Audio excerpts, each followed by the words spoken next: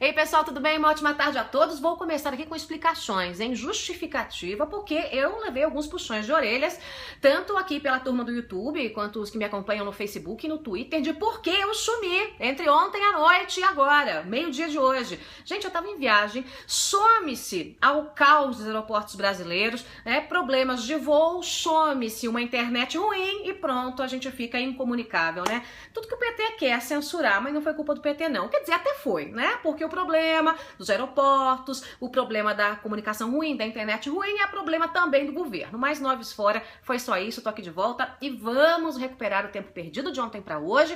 Eu vou dar para você um panorama do que está acontecendo nesse momento, as principais notícias do dia, e a gente vai se aprofundando aí nos bastidores durante as próximas horas. Vamos começar pela notícia do momento. Segue a comissão do impeachment lá no Senado.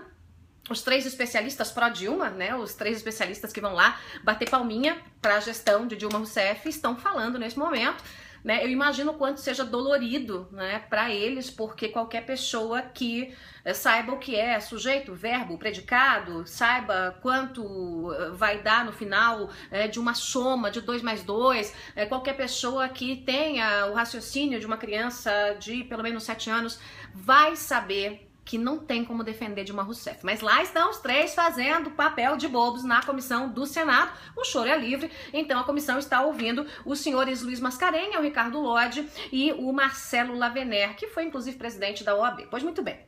Antes disso, a turma do governo usou a mesma tática de sempre. Aquele blá blá blá para tentar procrastinar, jogar lá para frente a reunião. Por que isso? Mesmo numa reunião em que envolve os defensores de Dilma, isso ajuda o governo. Quanto mais tempo eles arrastarem o processo, mais tempo Dilma fica no poder fazendo lambança, que é o que ela tá fazendo, né? Nos momentos finais aí, antes da guilhotina do impeachment passar pelo pescoço de Dilma, ela tá fazendo uma lambança atrás da outra, prova aí do que ela fez no dia 1º, dia do trabalho. Noves fora, a comissão hoje vai seguir a tarde toda, vai ser aquele falatório. As reuniões são sempre muito intensas. O relatório já deve ser apresentado logo na sequência. O relatório vai ser pela admissibilidade para seguir o processo de impeachment.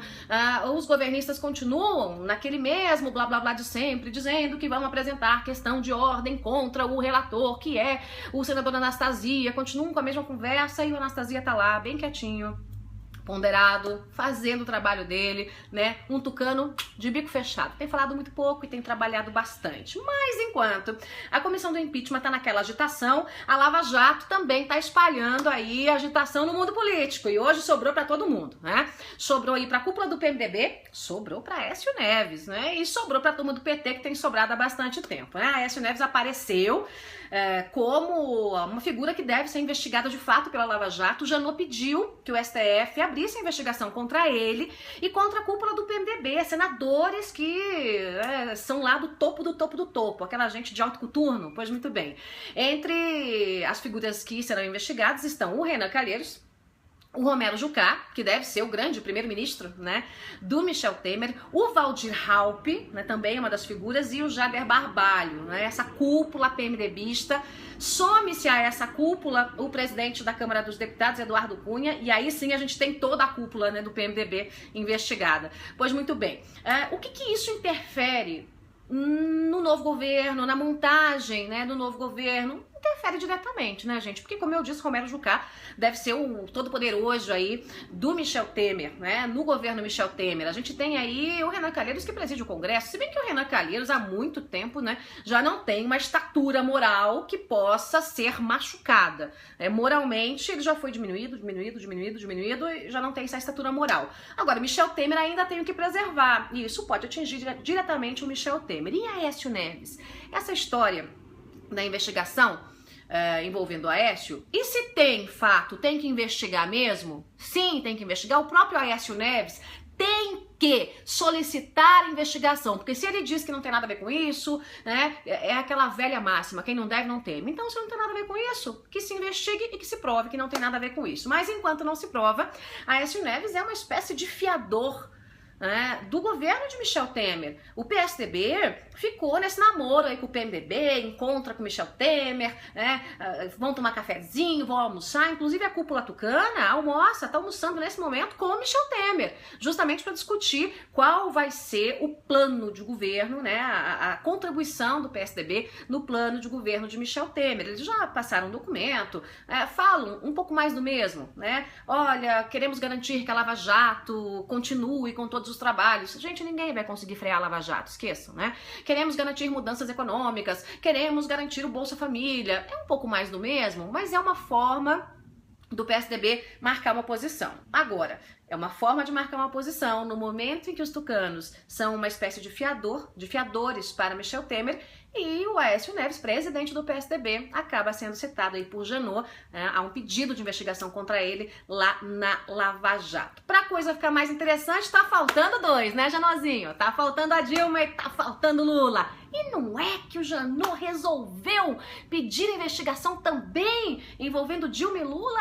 Gente, ele tá terminando aí o pedido, vai submeter ao STF e até que, enfim, Dilma Rousseff vai ser investigada. Gente, essa mulher que foi pega num grampo, o grampo era pro Lula, mas ela tava falando com o Lula, tentando obstruir a justiça, nomear Lula para que ele não fosse preso, dar um cargo de ministro, o mais poderoso dos ministros do governo, para evitar que Lula se encontrasse com Sérgio Moro. Então, o Janot, como não tem mais o que fazer, não tem para onde correr, até porque se Dilma renunciar, ela cai lá nas mãos do Sérgio Moro.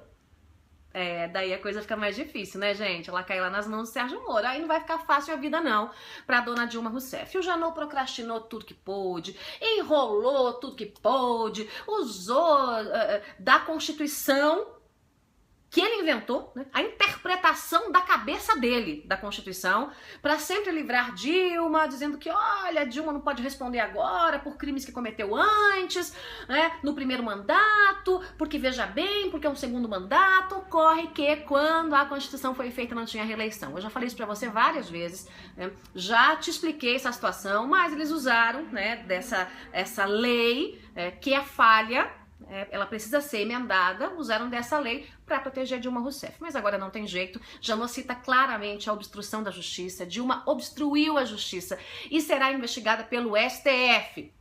Antes tarde do que nunca, na hora em que ela está limpando as gavetas, na hora em que ela já está fazendo as malas, do Alvorada aliás, do Planalto para o Alvorada, porque ela vai continuar presidente, afastada, mas lamentavelmente vai continuar presidente com mordomias, mas nesse momento aí o Janot resolve, no último, nos 48 do segundo tempo, dar aí o tiro de misericórdia, e pedir a abertura de inquérito contra ela e contra Lula.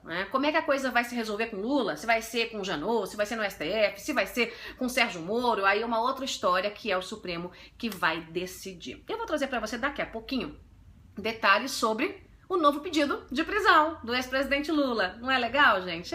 O ex-presidente Lula. A prisão sempre está procurando Lula, Lula e a prisão tem uma relação meio platônica, mas isso vai se resolver, Nem precisa de Freud para explicar. O Sérgio Moro mesmo é quem vai explicar. Eu vou ficando por aqui, volto daqui a pouquinho aqui no meu canal, às 4 da tarde. A gente tem encontro marcado e eu vou trazer para você hoje ainda os detalhes todos aí, da discussão, do conversê todo lá na comissão do impeachment do Senado. Obrigada pela companhia de todos. Tchau.